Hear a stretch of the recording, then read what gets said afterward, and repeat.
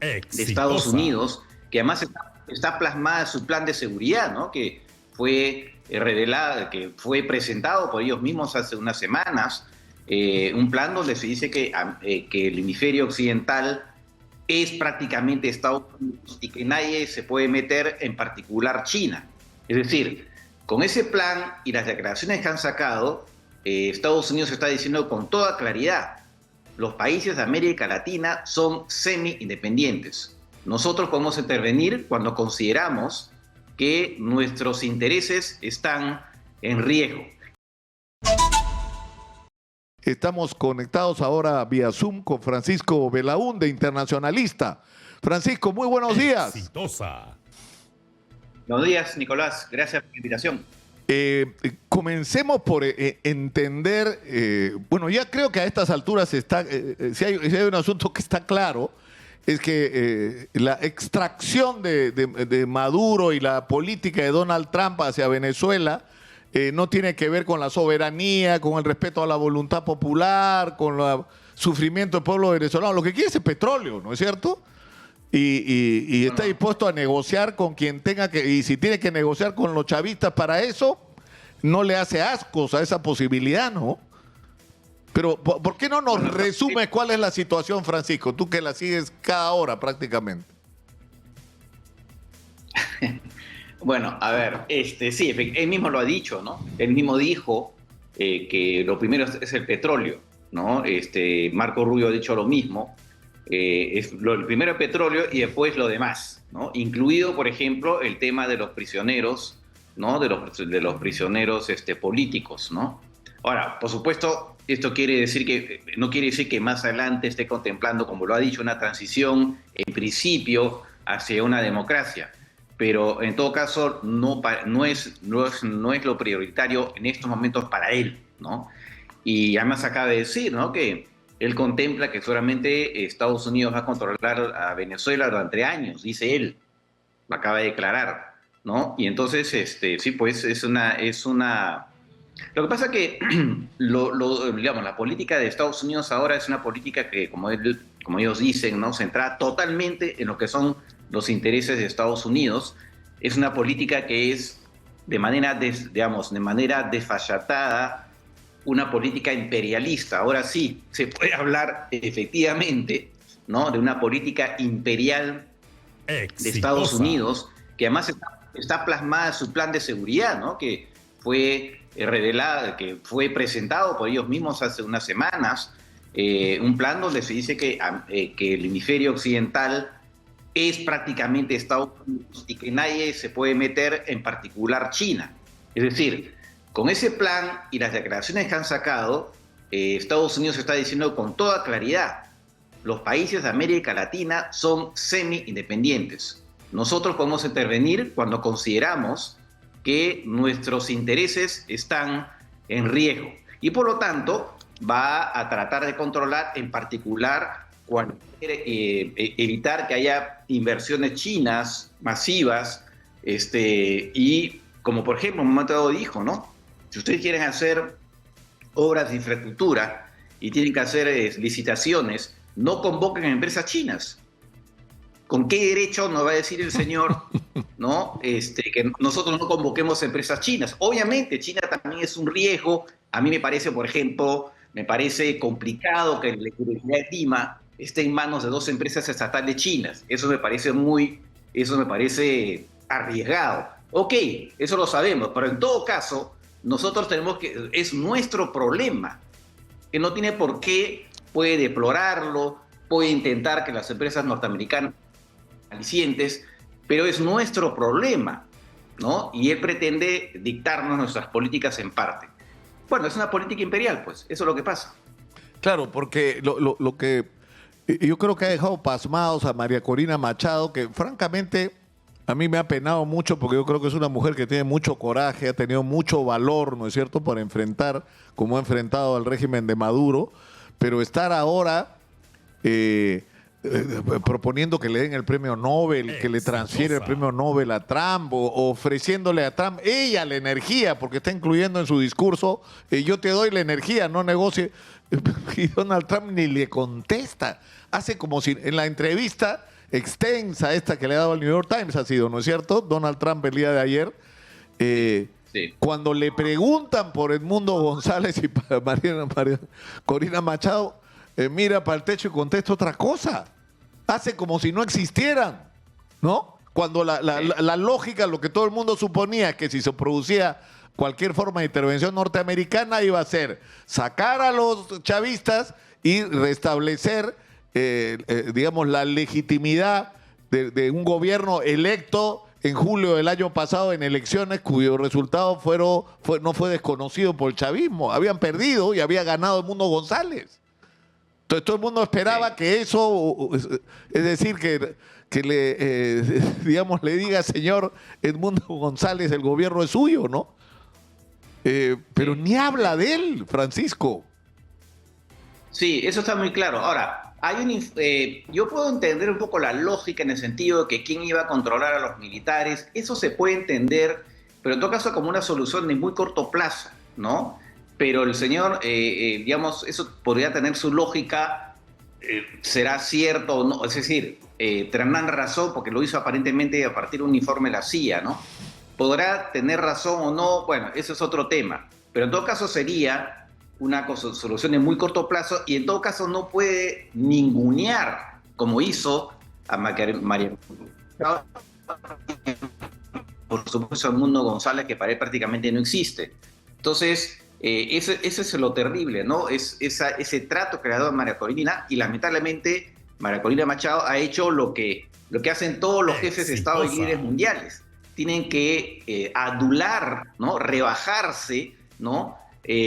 A Trump, ¿no? Digamos, incluso hubo el secretario general de la OTAN, ¿no? Que habló se refirió a Trump como daddy, papi, ¿no? Diciendo que era lo máximo, que estaba obligando a los europeos a rearmarse, en fin, toda una adulación, y todos los líderes están en lo mismo, en gran parte. Claro, algunos llegan a algunos extremos, y claro, da pena efectivamente que una lideresa como María Corina Machado tenga que, digamos, ok, tú no tienes necesariamente, obviamente, tú tienes que tratarlo de una manera que no vas a chocar con él. No sé hasta qué punto era necesario decir, voy a compartir el premio Nobel contigo.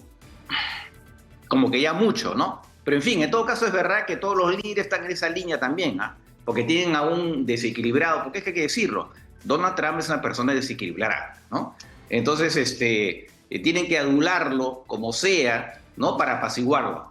Entonces es terrible, efectivamente. Y lo que ha hecho ahora María Corina Machado, pues, es lo que hacen también otros líderes, ¿no?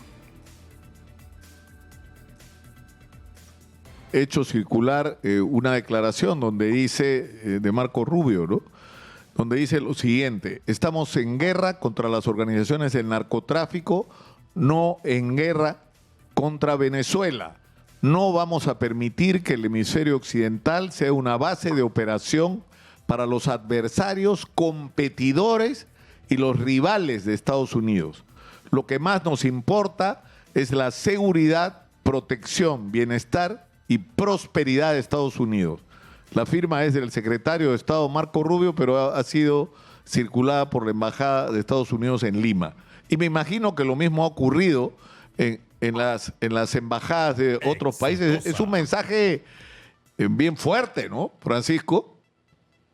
Sí, clarísimo. Un mensaje terrible que otra vez, o sea, le dice a los países, primero son nuestros intereses los que cuentan, ¿no? Los de ustedes vienen en segundo lugar.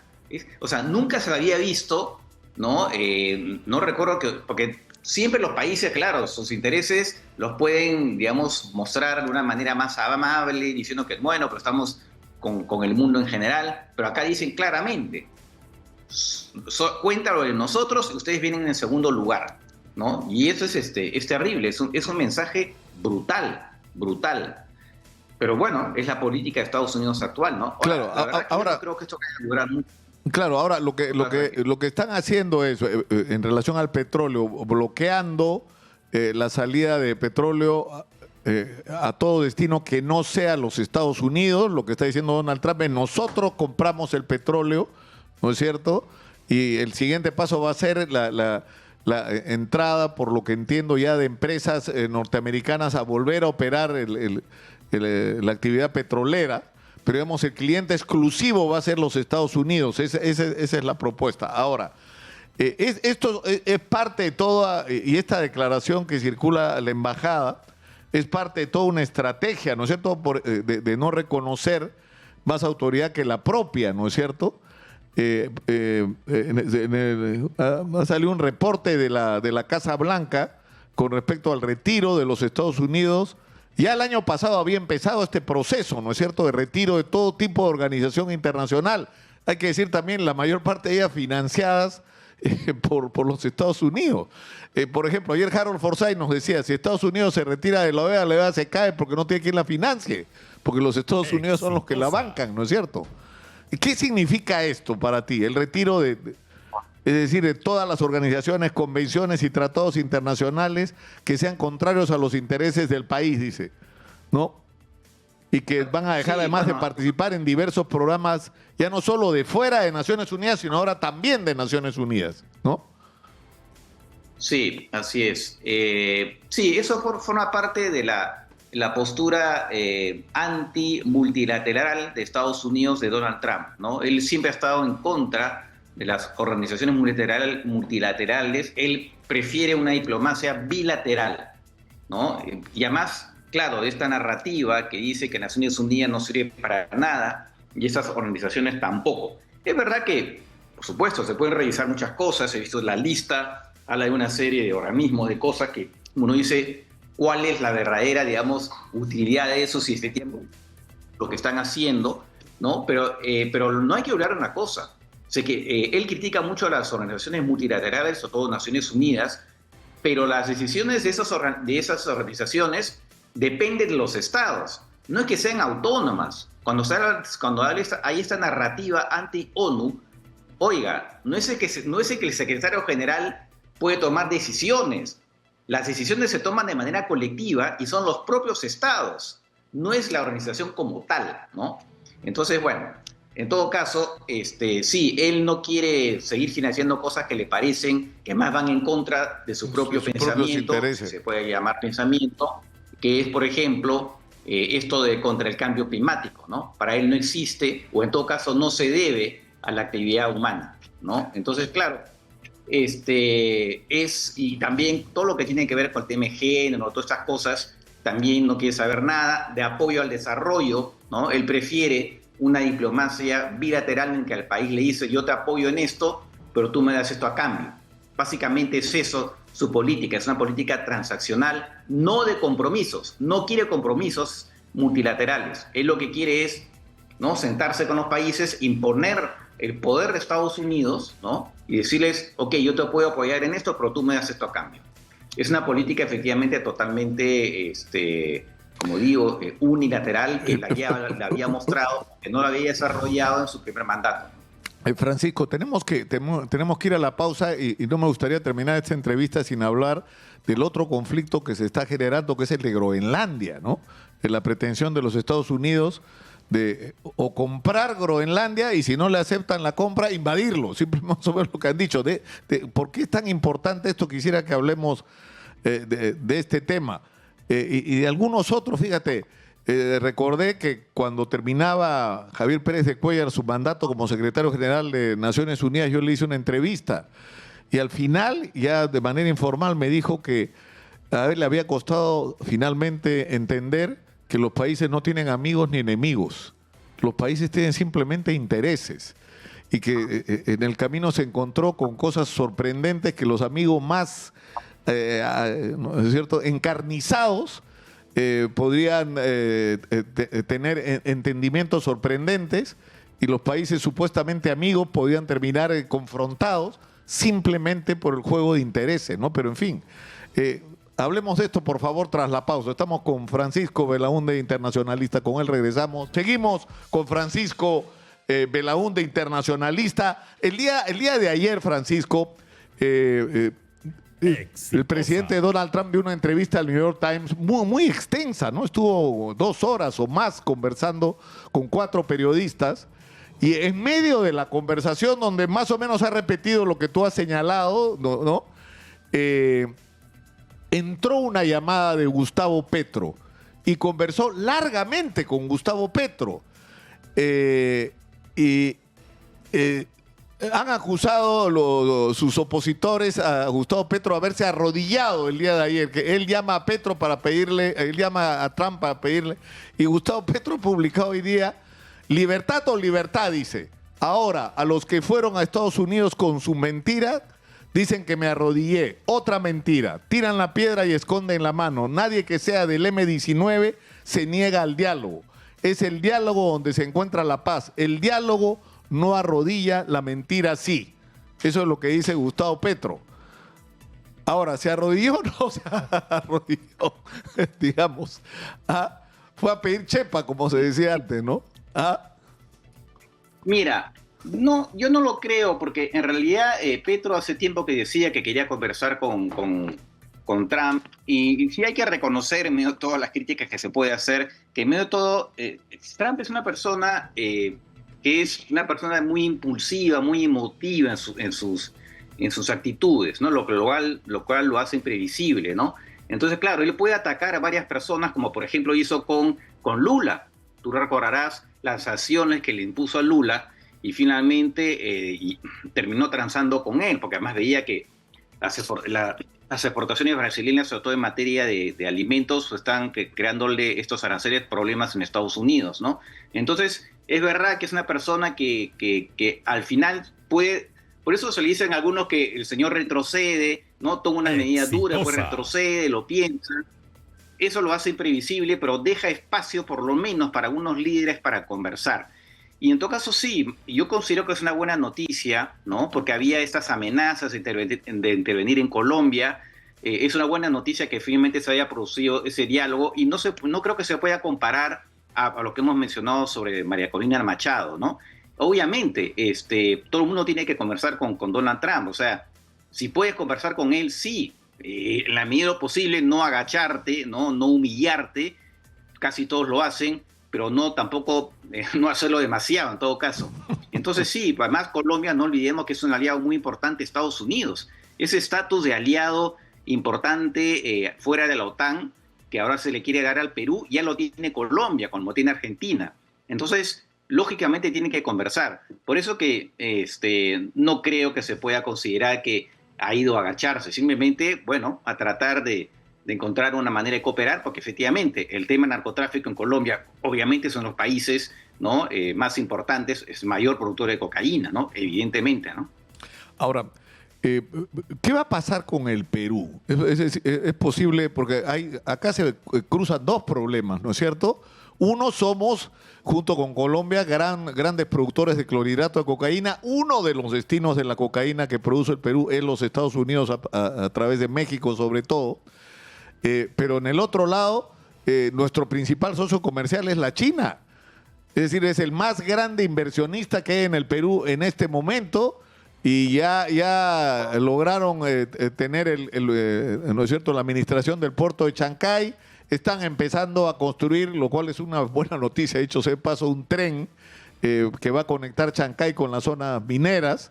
El proyecto es que el tren vaya hasta el Atlántico, ¿no? Pero están en todos lados, y por supuesto están detrás del puerto de Corío, que finalmente se ha aprobado que avance. Pero a lo que voy es que nuestro principal socio comercial es la China, y somos productores de clorhidrato. ¿Qué nos espera con Donald Trump?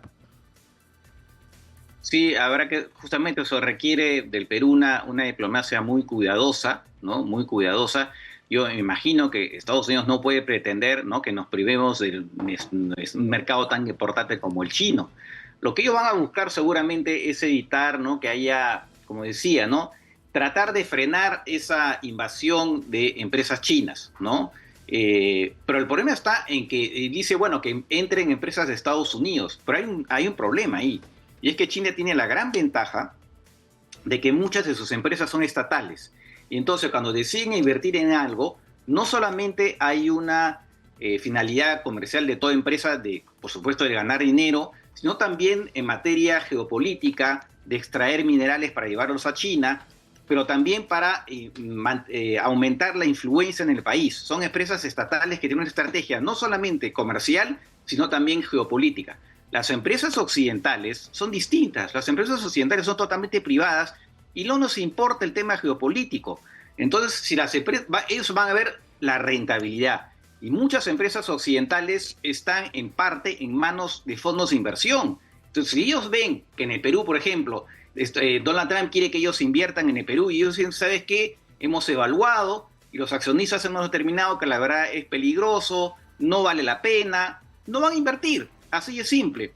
Entonces, esa es la gran ventaja que tiene China sobre los occidentales, que ellos pueden tomar decisiones, ¿no?, políticas para invertir en un país. Y las empresas occidentales no responden a los dictados de sus gobiernos respectivos. Ahora, entonces, es un tema que digamos que Donald Trump, por más que haya malabares, no va a poder resolver. Ahora, y el tema de Groenlandia, para terminar, es decir, mucha gente no sabe ni dónde está Groenlandia, ¿no es cierto? Es la isla más grande del mundo, es muy poco habitada, ¿no es cierto? En este momento está bajo administración ¿no es cierto? ¿De quién? De Dinamarca, ¿no es cierto? Dinamarca, de Dinamarca. Sí. Sin embargo, tiene un primer ministro, o sea, ya. Estados Unidos quiere, lo ha dicho explícitamente Donald Trump, incluso ha dicho, y se ha hablado de 4 fases, ¿no es cierto? Que haya un plebiscito, un referéndum, porque constitucionalmente eso existe en Groenlandia, y que ellos decidan convertirse en un estado norteamericano. Lo segundo es que los Estados Unidos le compren a Dinamarca Groenlandia. Y lo tercero ya sería invadirlo, ¿no es cierto? O sea, ya la intervención militar. ¿Por qué, Francisco, el interés que podría parecer exagerado en Groenlandia? Bueno, Groenlandia tiene una posición estratégica y más aún en la perspectiva de que el Ártico, por el calentamiento global, se está derritiendo. El Ártico se va a volver dentro de unos años una ruta que antes para el transporte marítimo, ¿no?, que antes no existía, y eso se va a dar de aquí a unos años. Entonces se está convirtiendo también en una zona estratégica, ya Rusia está muy interesada, la propia China, por supuesto, ¿no? Y entonces eso, además, por supuesto que se dice que en Groenlandia hay una serie de riquezas minerales, ¿no?, importantes que podrían ser explotadas por Estados Unidos. Pero también, sobre todo en la parte esa de seguridad frente a Rusia, frente a China. Entonces hay una combinación de cosas. El interés de seguridad y, por otro lado, la explotación eventual de recursos naturales. Ahora, efectivamente, ¿no?, eso de decir que están dispuestos a conquistar militarmente Groenlandia es una grosería, en el sentido que Dinamarca, ¿no?, es un aliado de Estados Unidos, son parte de la OTAN. Entonces, ¿cómo puede decir, si ya es una grosería decir que, por ejemplo, quieren volver a tomar el control del Canal de Panamá, como lo dijo en su momento, ¿no?, porque es amenazar a un país, ¿no?, de hablar así de un aliado, significa que para el señor, efectivamente, el concepto de aliado no existe, ¿no? No existe el concepto de aliado. Bueno, lo han dicho de manera explícita, básicamente, ¿no? Entonces, eso es lo que llama la atención.